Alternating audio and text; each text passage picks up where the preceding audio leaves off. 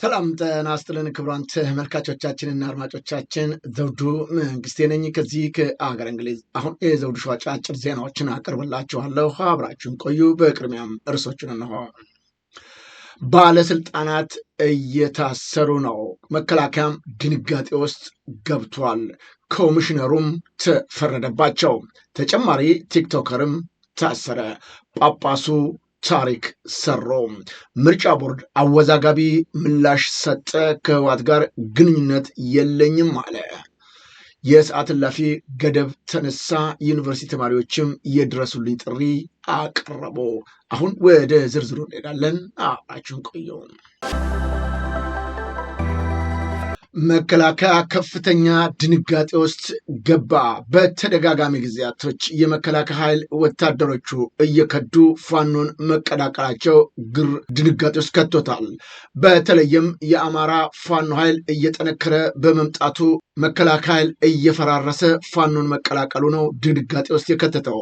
በተጓዳኝም በተለይም አማራ ሚኒሻና ልዩ ኃይሉም ጭምር ሳይቀር እንደከዚህ ቀደሙ ለመከላከያ ጎን ቆሞ መዋጋቱ ደካማ ሆኖበታል።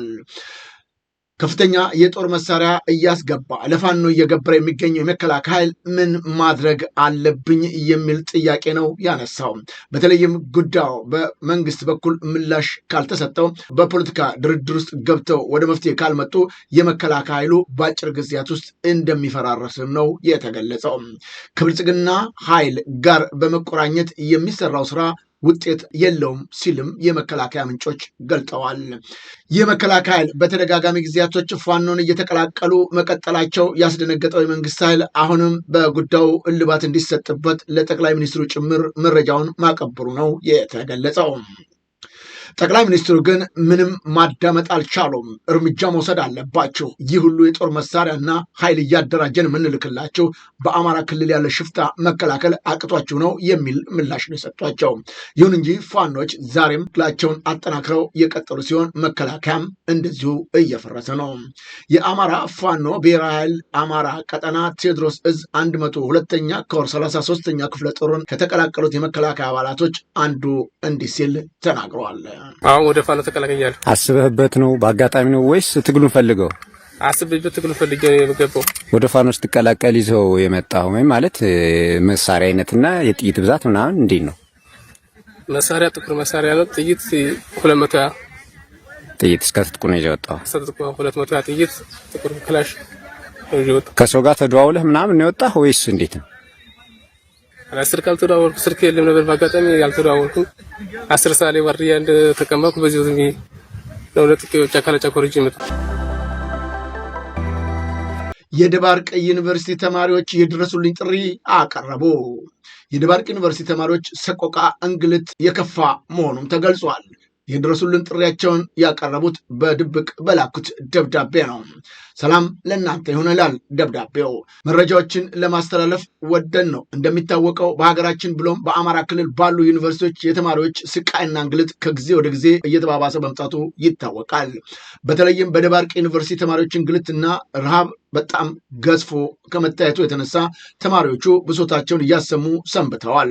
ሆኖም ግን የደባርቅ ዩኒቨርሲቲ ፕሬዝዳንት የእነዚህን ተማሪዎች ድምፅ ሰምቶ ከማስተካከል ይልቅ የአገዛዙን ትዕዛዝ ብቻ በመስማት የነቁ የደባርቅ ዩኒቨርሲቲ ተማሪዎችን አፍኖ በመውሰድ ከአርብ ጀምሮ እስከ ዛሬው ቀን ድረስ ከ60 በላይ ተማሪዎች ታፍነው ተወስደውብናል። የደባርቅ ዩኒቨርሲቲ እየፈጸመብን ያለው ግፍና በደል እጅግ ከባድ ነው።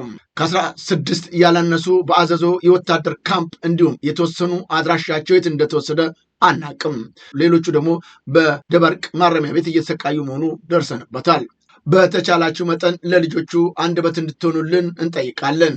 እኛ ከዚህ ውጭ አቅም የለንም።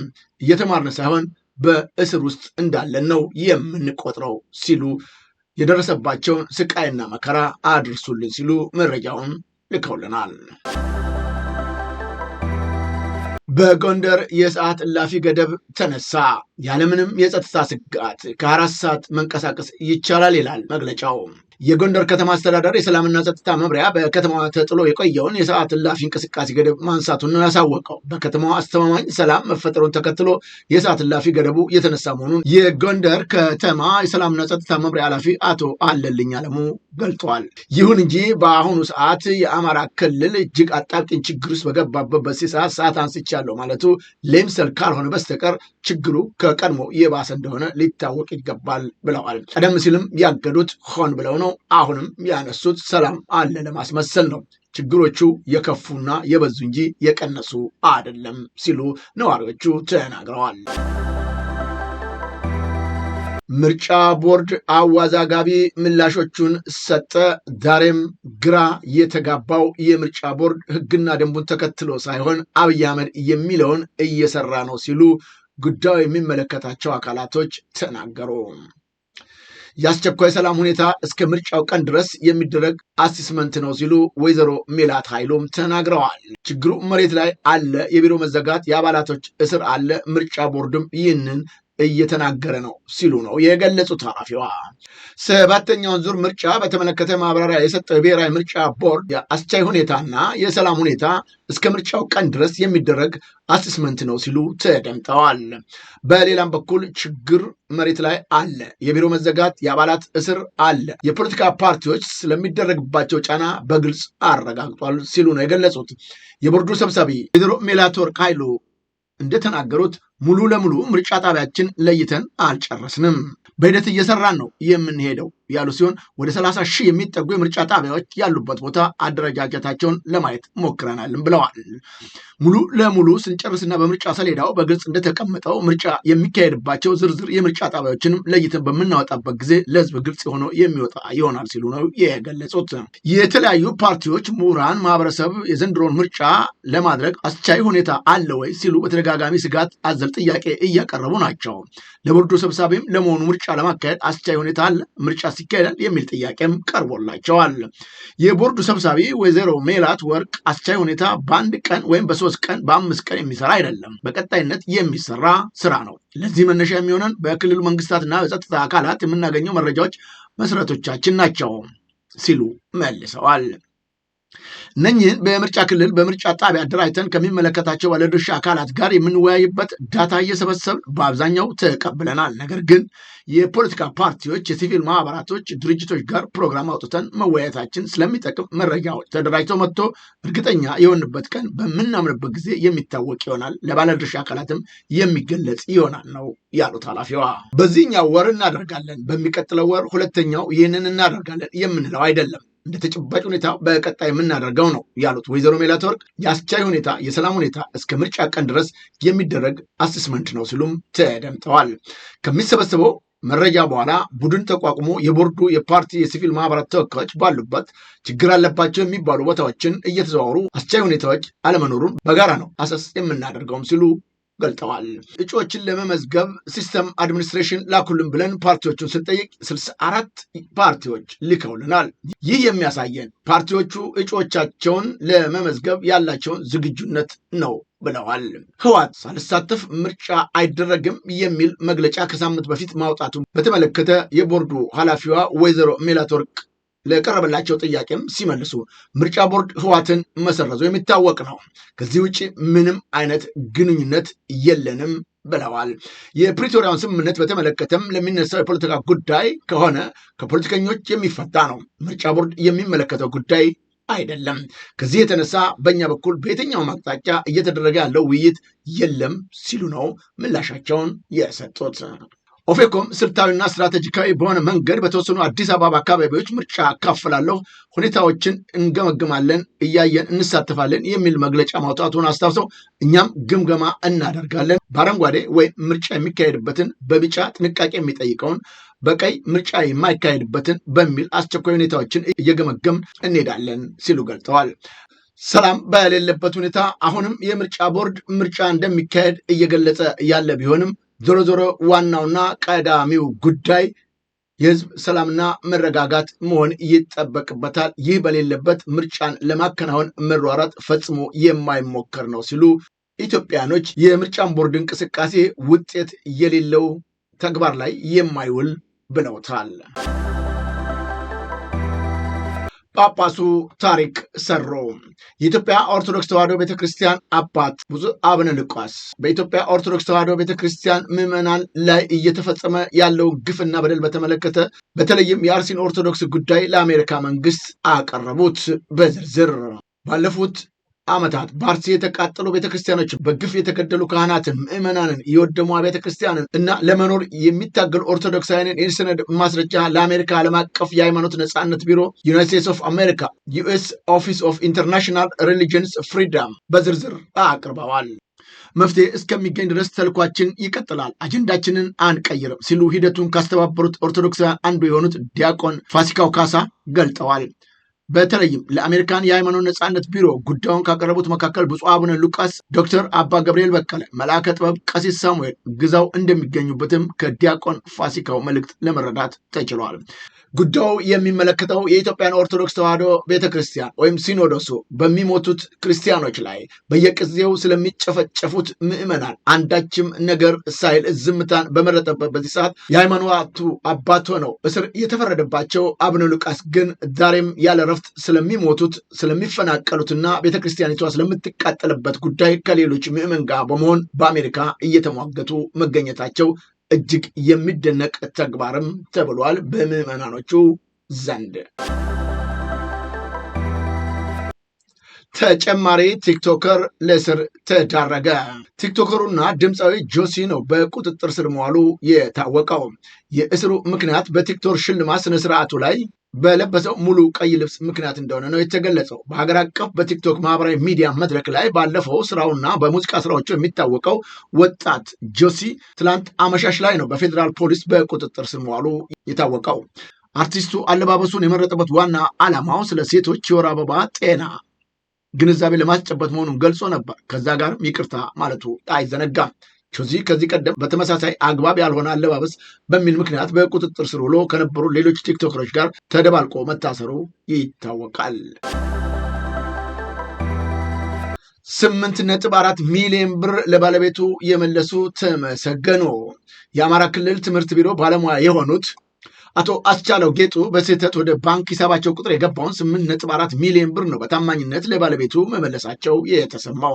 ህዳር 13 ቀን 2018 ዓ.ም በአዋሽ ባንክ አቶ አብዱል ሰመድ መሐመድ የተባሉ ደንበኛ ወደ ኦሮሚያ ባንክ ለአቶ መሐመድ ኢብራሂም 8.4 ሚሊዮን ብር እንዲላክላቸው ጥያቄ ቢያቀርቡም ገንዘቡ በስህተት ወደ አስቻለው ጌጡ ሂሳብ ገቢ ሆኗል። አቶ አስቻለው ጌጡም በስህተት ወደ ሂሳብ ቁጥራቸው የገባውን ገንዘብ በታማኝነት ለባለቤቱ ተመላሽ በማድረግ አርአያነት ያለው ተግባር ፈጽመዋል ነው የተባለው። የአማራ ክልል ትምህርት ቢሮም ላሳዩት ታማኝነትና አርአያነት ያለው ተግባር አቶ አስቻለው ጌጡን አመስግነዋል።